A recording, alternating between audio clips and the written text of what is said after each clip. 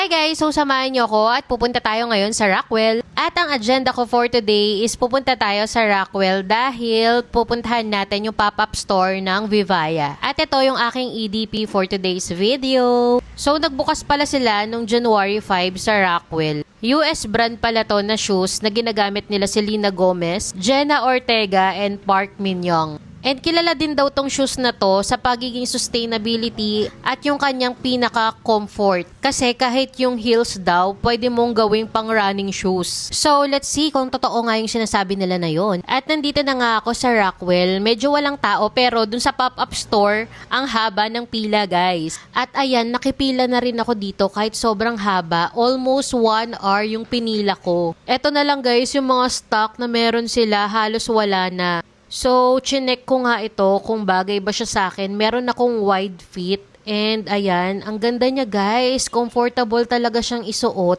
Malambot yung loob.